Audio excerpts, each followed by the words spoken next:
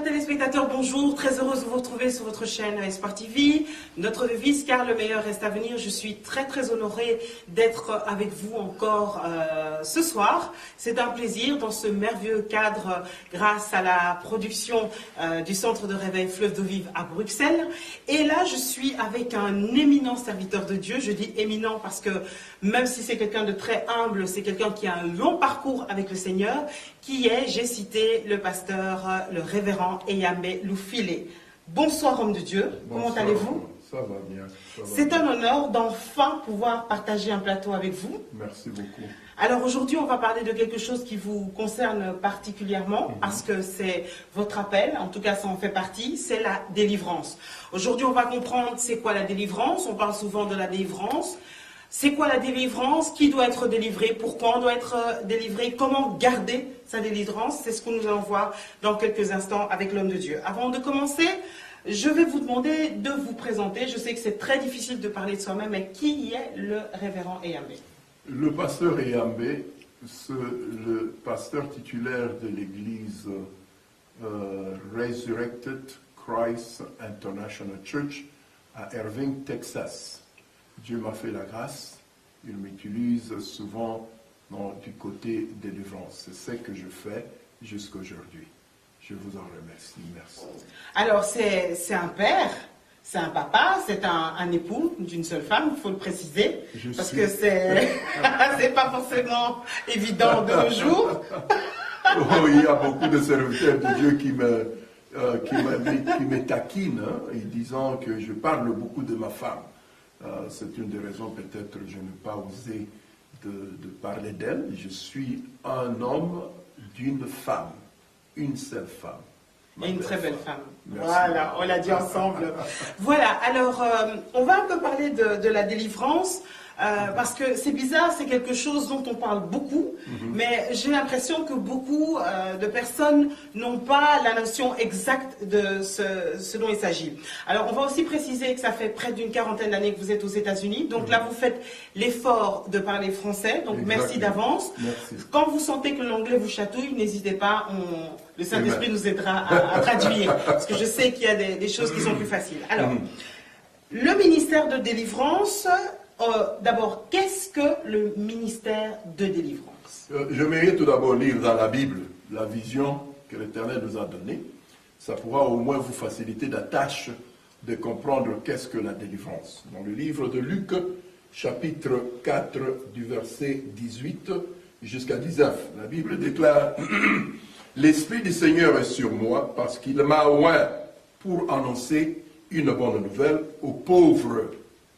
Il m'a envoyé pour guérir ceux qui ont le cœur brisé, pour proclamer aux captifs la délivrance et aux aveugles le recouvrement de la vue, pour envoyer libres les opprimés, pour publier une année de grâce du Seigneur. » Ensuite, il roula les livres, le remit aux serviteurs et s'assit.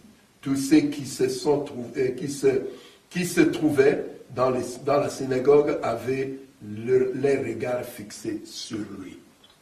Je crois que j'ai donné au moins la signification de la délivrance. Tu ne peux pas aller commencer à délivrer les gens si l'Éternel ne t'a pas choisi et si l'Éternel ne t'a pas oint. Aujourd'hui, nous voyons les serviteurs de Dieu en train de faire la délivrance sans qu'ils puissent comprendre qu'il faut que l'Éternel lui-même puisse te façonner et puisse t'appeler. C'est un appel. C'est un appel de Dieu. Ok, on va préciser parce qu'il y en a qui nous diront, mais la Bible parle de 5 ministères. Or, le ministère de délivrance n'est pas dedans. Alors, ça veut dire quoi? Que ça peut être le pasteur, le docteur, le prophète, l'évangéliste, qui peut être celui qui va délivrer.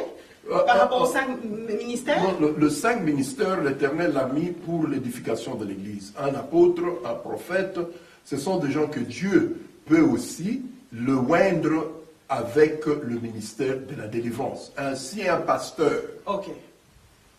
Non, allez-y, c'est important de préciser. Et aussi un pasteur. Les 5 ministères, ils peuvent, la Bible déclare que ceux qui ont accepté Jésus-Christ, l'Éternel les a donné la puissance de marcher sur le scorpion, sur le serpent. Il les a donné l'autorité de guérir toute la maladie. Mais l'onction de la délivrance, il faut que l'Éternel te prépare. Okay. Parce que ce n'est pas une chose facile. C'est pourquoi vous voyez beaucoup de serviteurs de Dieu, après la délivrance, ils sont attaqués, et jusqu'au point où il y a parmi eux qui sont aujourd'hui absents dans cette vie. Comment vous avez su que vous avez été appelé? Donc comment savoir? Il y a des gens qui nous regardent et qui peut-être ont cette sensation-là, qui sont appelés à ça. Comment vous avez su que vous avez été appelé à cela? Et comment savoir, être certain qu'on est appelé à cela? Mais moi, quand j'étais tout d'abord musulman, je rentrais au pays. Et quand je rentrais au bord de l'avion, je me suis croisé avec une femme, une blanche américaine, qui avait prophétisé dans ma vie. Et la prophétie qu'elle m'avait donnée, ça s'est concordé avec ce que je viens de lire, Luc chapitre 4, versets 18 et 19. Et quand je suis arrivé au pays, l'Éternel lui-même m'a parlé. J'ai reçu, après ma délivrance, l'Éternel lui-même m'a montré. Il m'a montré, c'est lui qui m'a entraîné. Je vis Jésus-Christ qui est venu au pays. Il y avait 2 buildings, et il y a un qui appartenait à la République démocratique du Congo, un autre c'était mon building. Et quand j'avais vu le building de la République démocratique du Congo, c'était en train de s'écouler. Mais ça allait jusqu'en bas, c'est comme si ce building avait l'élastique. Et ça ne se détruisait pas. Et les gens dans cette building commençaient à pleurer, Seigneur, envoyez-nous comment dirais-je, envoie-nous un délivreur.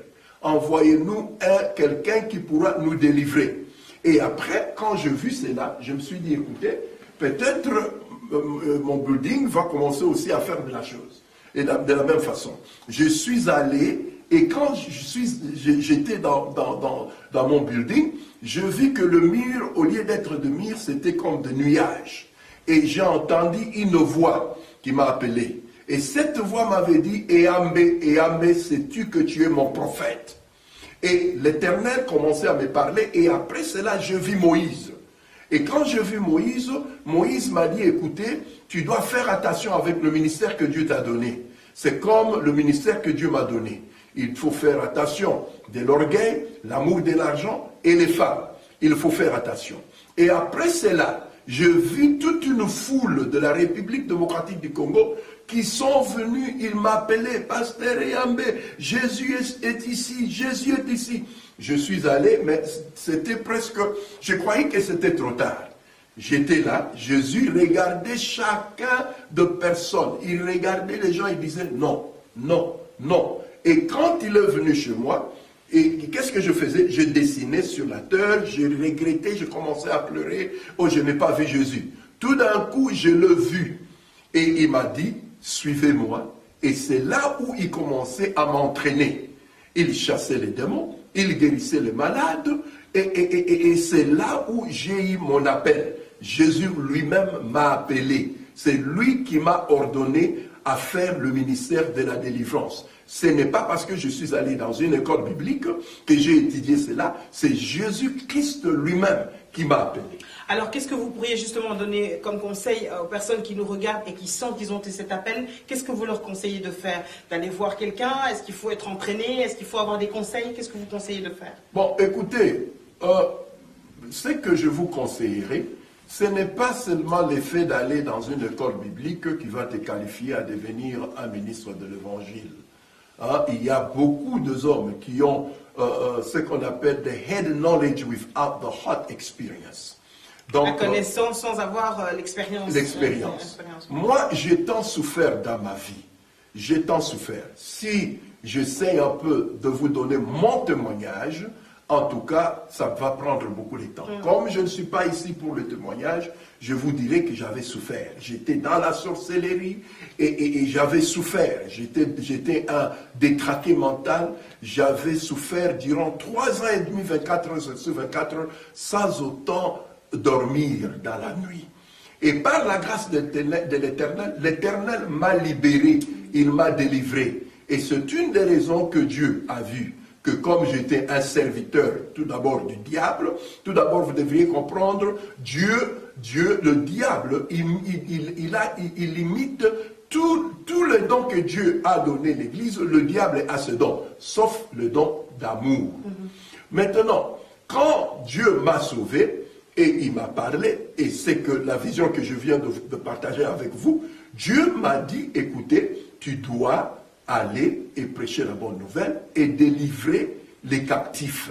C'est ce que je suis en train de faire aujourd'hui. Le fait justement d'avoir touché à toutes ces choses, d'avoir servi entre guillemets le diable pendant un temps, est-ce que dans votre ministère de délivrance, ça vous aide, enfin ça vous apporte un plus, ça apporte un plus? Ben oui, bon, parce qu'il y a aussi aux États-Unis, il y a plusieurs personnes qui ont suivi mon témoignage. Ils étaient membres de l'église satanique. Il y a eu une femme qui était venue de l'Angleterre. Elle était high priest, comment est-ce qu'on dit ça? Au prêtre, oui. Au prêtre. Sacrificateur. Un sacrificateur. Elle est venue, elle était tourmentée. Et j'avais prié pour cette femme. Dieu l'a libérée. Et il y a beaucoup de témoignages. Je peux me mettre ici, commencer à vous parler des témoignages, mais l'essentiel en est que l'Éternel m'utilise pour libérer. Et c'est que j'ai remarqué, avant que la délivrance se fasse, l'Éternel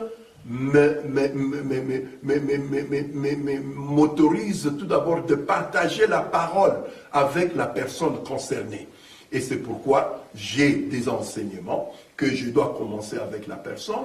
Et après avoir donné des enseignements, la plupart du temps, la personne va se repentir. Après avoir se repentir, il va maintenant se réconcilier avec ses ennemis. Et c'est là où je dois maintenant le programmer un jour pour faire la délivrance. Ok, alors, en quoi ça consiste exactement? Vous avez déjà commencé à répondre. Alors, qui est la personne qui a besoin de délivrance? Et en quoi consiste ce processus de délivrance? La plupart du temps, il y a des questions, des gens qui me posent la question, comment tu sauras que cette personne a des esprits maléfiques? Mais ce que je vous dirai... Donc la définition de la délivrance, s'il vous plaît, c'est qu'une personne qui est possédée par des esprits démoniaques. Et il faut évidemment la libérer de ces liens. Exactement. Exactement. Okay. Donc la personne qui est liée, vous voyez aujourd'hui, il y a des gens qui se promènent librement. Ils sont bien posés. Ils ont de postes. Mais ces gens-là, ce sont des criminels spirituels. Devant l'Éternel, ce sont des gens qui sont pleins de péchés. Et ces péchés-là, ça les empêche de se communiquer avec Dieu. Ils n'ont pas la paix comme toi tu as la paix aujourd'hui. Tu peux être un pauvre, mais tu as la paix. Mais ces gens que tu vois, des grands messieurs, ils sont impliqués dans l'occultisme. Les choses qu'ils font, qu'ils donnent des sacrifices humains, qu'ils sacrifient leurs filles, leurs enfants, ils sont tourmentés, ils n'ont pas la paix. Mais est-ce qu'on peut être lié inconsciemment, involontairement? C'est-à-dire que parce qu'on appartient à une certaine famille, on a des liens qu'on a reçus de génération en génération, dont on a hérité, sans en être conscient. Pour dire que sans en être conscient, c'est vraiment très difficile.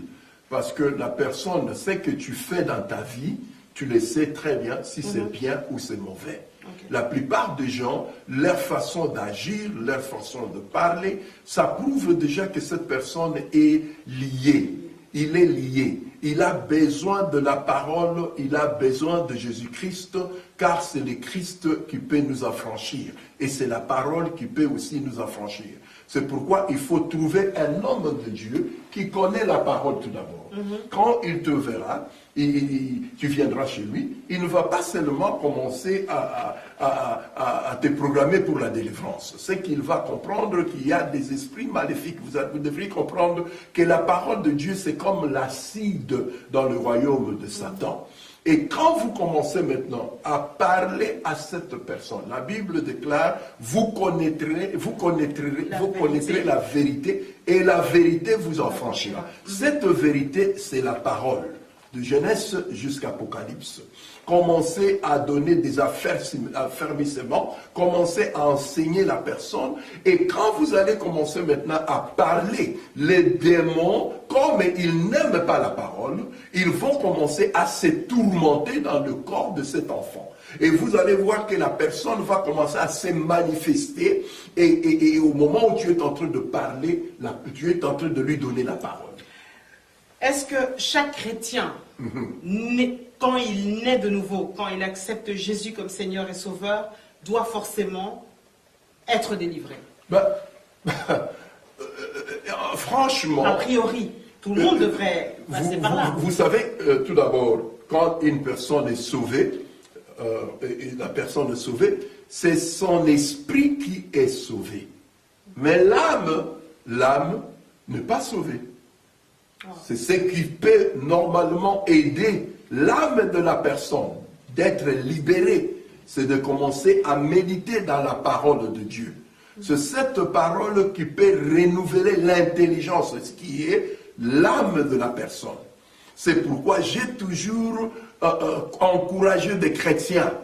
Une fois tu acceptes Jésus-Christ comme étant ton sauveur libérateur, cherche une église où le pasteur enseigne, il enseigne la parole. Commencez à méditer à cette parole.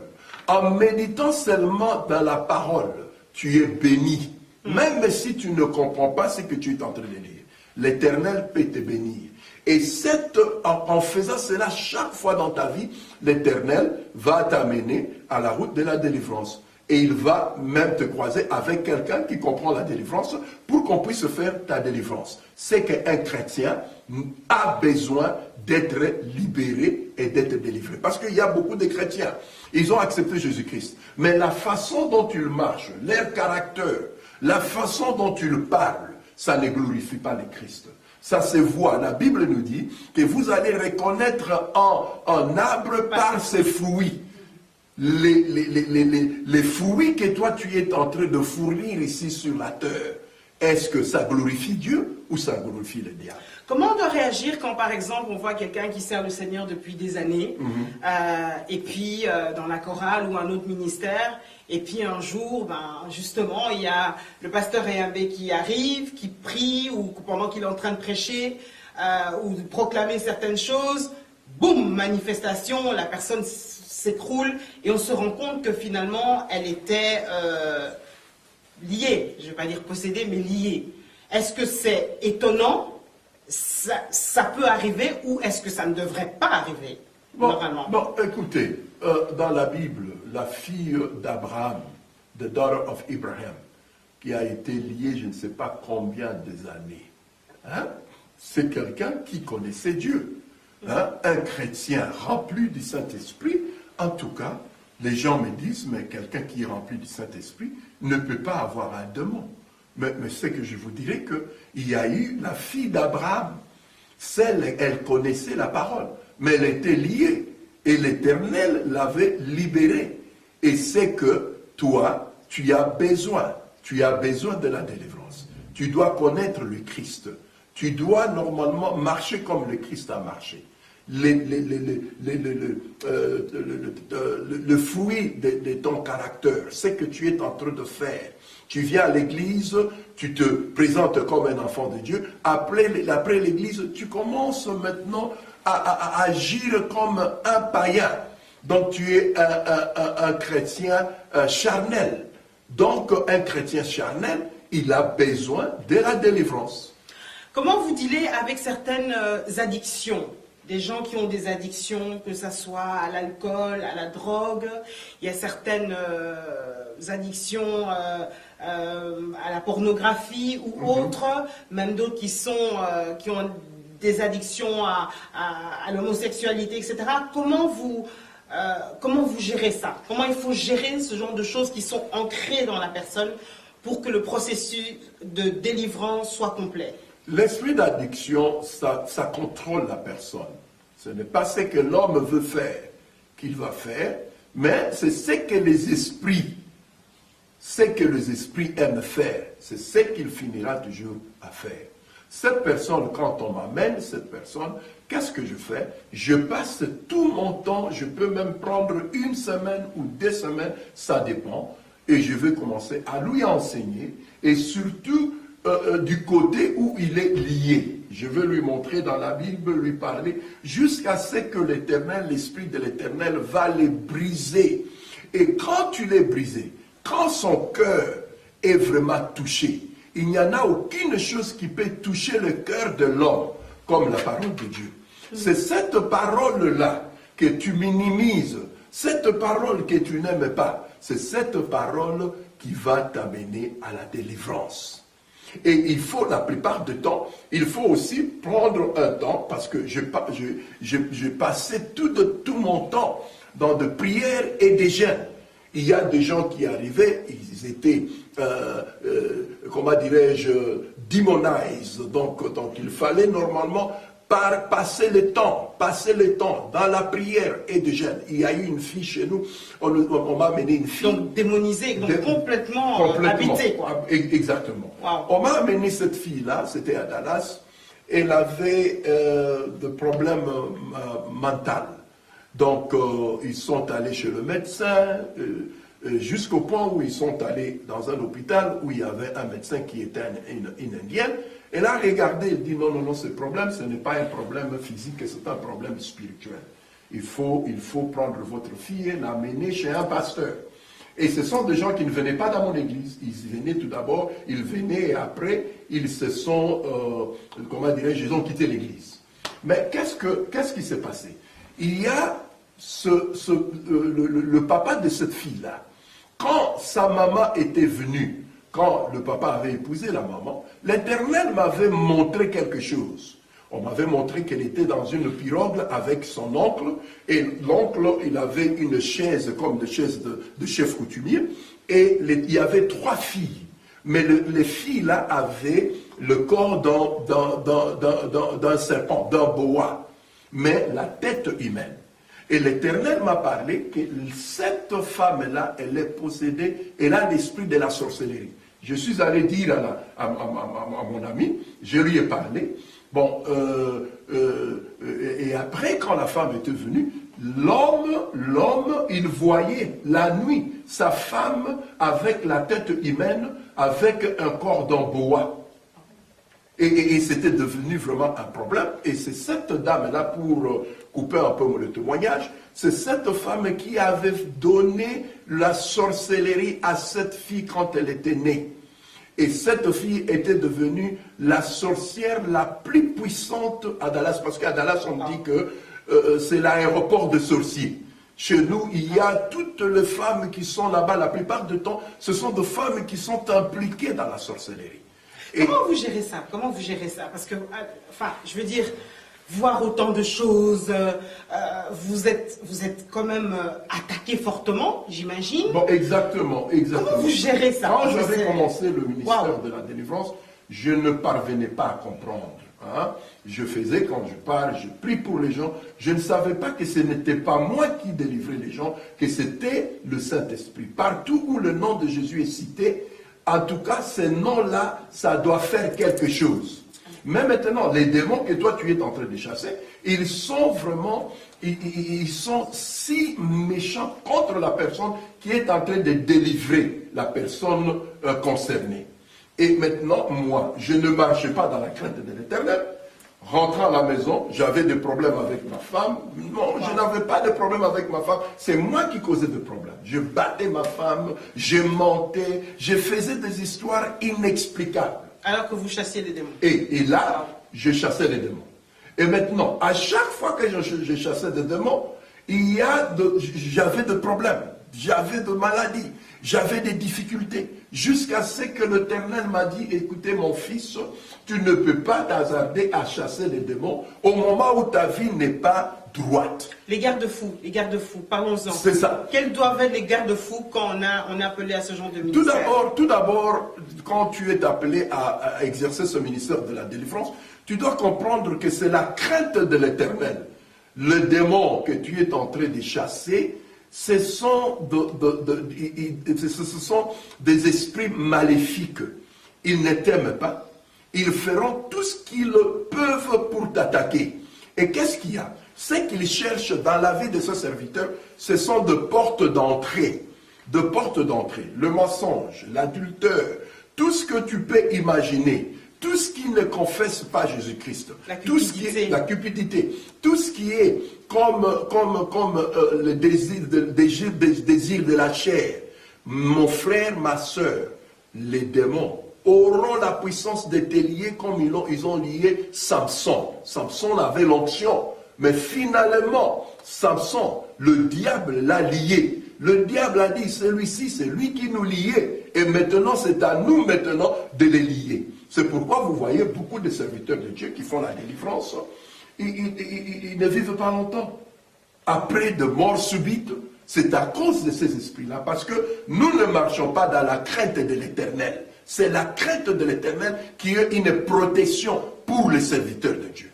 Une personne qui est délivrée peut retomber dans les mêmes choses. Exactement, oui. Exactement. Le démon, le diable, le ministère du diable, il est venu tuer, voler et dégorger. Une fois tu trouves ta délivrance, c'est que j'ai toujours enseigné les enfants de Dieu. Après ta délivrance, c'est à toi maintenant la responsabilité de garder cette délivrance. Ce n'est pas Dieu qui va te garder contre les esprits maléfiques. Bien sûr, il nous protège. Comment la garder? Mais c'est toi maintenant que tu dois comprendre que les esprits maléfiques, quand nous lisons dans le livre de Matthieu, chapitre 12, disons verset 43. Lorsque l'esprit impur est sorti d'un homme, il va par le lieu aride. Il dit, cherchant du repos, il n'en trouve point. Alors il dit, je retournerai dans ma maison, d'où je suis sorti. Cette maison-là, c'est ton corps qui est bien le temple de Dieu. Il dit, et quand il arrive, il la trouva vide. Tu as été libéré, délivré, balayé et orné. Il s'en va et il prend avec lui 7 autres esprits plus méchants que lui. Il entre dans la maison, s'établissent et sa dernière condition de cet homme est pire que le premier. Il en sera de même pour cette génération méchante. Donc, une fois tu as ta délivrance, il faut prendre soin de la délivrance. Lire la Bible. Fais ce que Jésus-Christ te demande à faire.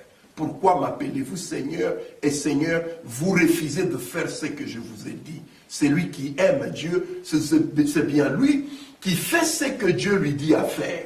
Donc tu dois faire attention. Tu dois faire attention. Il nous reste quelques minutes avant que je vous demande de conclure. J'ai quand même une question qui me vient à cœur. Certains disent que certaines nations, on ne va pas citer lesquelles, mais certaines nations ont été complètement consacrées par les autorités, ont été vendues. On a vendu les nations auprès du diable, et donc c'est toute une population qui est condamnée. Est-ce que c'est possible? Et qu'est-ce qu'il faut faire dans ce cas-là? Mais ce n'est pas toute une population, parce que dans ce pays-là, il y a des serviteurs de Dieu qui ont été sanctifiés, purifiés, ils aiment Dieu. Ce n'est pas toute la nation. Et il doit y en avoir des gens, comme dans mon pays, le Congo. Je sais que le Congo a été vendu par le diable. Et le diable, c'est lui qui est en train de diriger. C'est pourquoi vous voyez les autorités gouvernementales de notre pays, ils sont tous impliqués dans la sorcellerie. Ils sont tous impliqués dans l'occultisme. Et il faut que le sang, aujourd'hui, vous voyez le peuple congolais, on est en train de le tuer comme des animaux. Mais les sangs qui sont en train de faire couler, c'est ce sang-là qui est en train de leur donner la force de rester au pouvoir. C'est pourquoi nous, le peuple congolais, surtout l'Église, nous les leaders spirituels, il faut que nous puissions devenir sérieux avec notre Dieu, le servir. Tout d'abord, nous avons besoin de cette repentance nationale.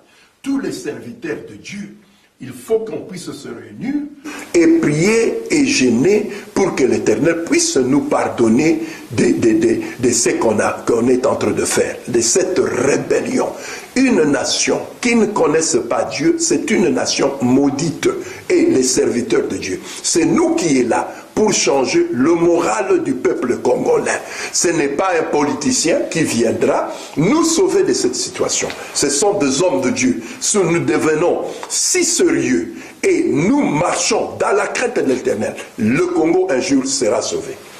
En tout cas, merci beaucoup. Je crois que la conclusion, elle est faite. Merci beaucoup. J'espère qu'on se retrouve très bientôt pour le témoignage. Merci en tout cas, homme de Dieu. Voilà, en tout cas, je remercie l'équipe technique du Centre de Réveil Fleuve d'eau vive de nous avoir soutenus pour pouvoir faire cette émission. La délivrance, je crois qu'on en a eu quelques précisions ce soir. Je vous invite vraiment à réfléchir à toutes ces choses et à prier le Seigneur que nous soyons totalement délivrés, que nous puissions aller de l'avant. Si vous avez des questions, n'hésitez pas, vous voyez les coordonnées de l'homme de Dieu défiler sous votre écran. Je vous retrouve très bientôt et en attendant que le Seigneur reste notre priorité. Bye bye.